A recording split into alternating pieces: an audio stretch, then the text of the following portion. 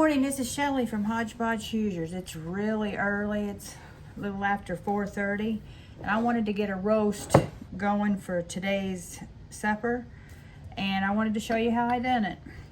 I'm going to take just a little bit of pink Himalayan salt, like a teaspoon.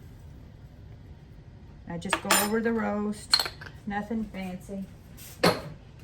Now I am going to use a pack of ranch mix. I can make my own ranch mix, but right now I need something fast and I need to get this going, so I will use this. I know it's not the healthiest, but in a pinch I keep these on hand for when I don't have the homemade. You just put that in there on top of the roast.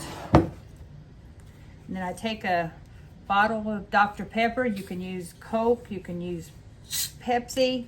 You just need a cola. But I like the Dr. Pepper. And you just put it on there.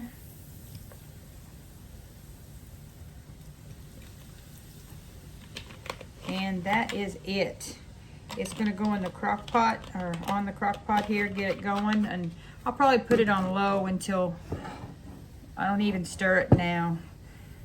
It'll go on low probably for 6 hours, 4 or 6 hours, and then I'll come back and I'll probably turn it on high to get it finished. But then by about 2 o'clock, all I gotta do is take a fork then and just shred it, because it's gonna shred. And it gives, the Dr. Pepper and that ranch makes a great gravy. And that means my main course of my meal for the afternoon is going to be finished. So we're going to let this cook and see how good it looks after a while.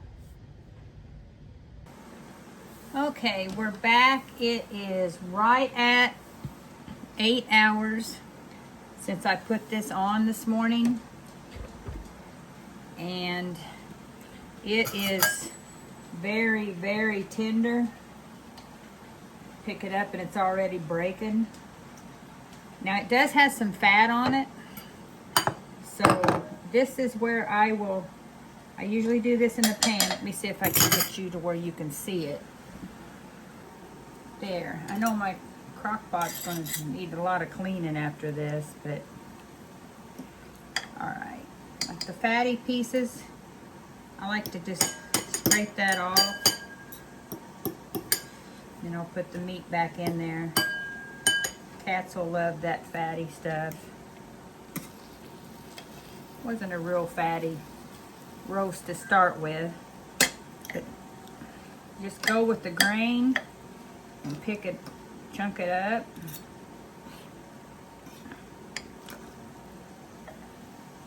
Piece.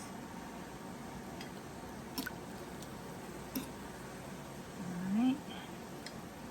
Another little one.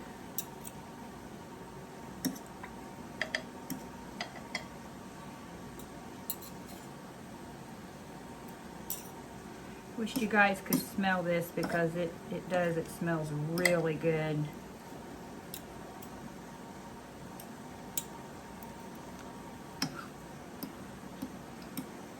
There's a piece of fat.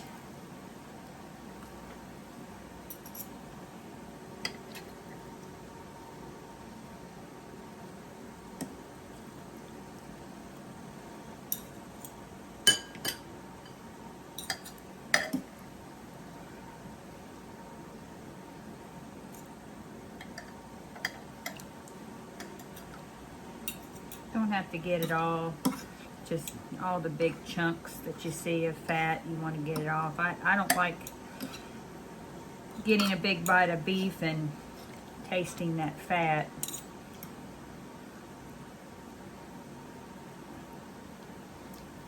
a big piece I need to get. And I'll put this on the top of the cat food.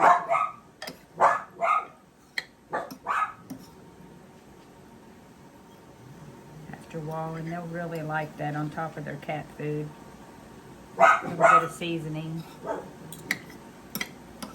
Sorry you have to hear the doggies bark. They think they hear something. All right, that looks pretty good. Okay, it don't have to be real fine.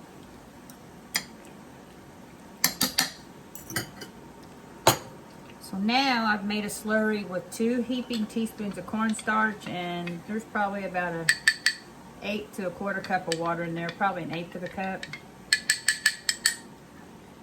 Now what I'm going to do is just pour it in there, because if we're going to make the juice into gravy, we're going to serve it with mashed potatoes later. So give that good stir and get it good and incorporated. And it won't take too long, 15-20 minutes, and then I'll be able to put it in a serving dish. Big hump of fat. And then we'll have some good beef roast and gravy to go with our corn and mashed potatoes tonight for supper. Super easy, hands off way to do it. And the beef roast, I use pink Himalayan salt, a pack of ranch, and a 16.9 ounce bottle of Dr. Pepper. That's my preferred. You can use Coke or Pepsi, just as long as it's a cola. So I hope you found this helpful. This is Shelley from Hodgepodge Hoosiers. You have a great day. Bye for now.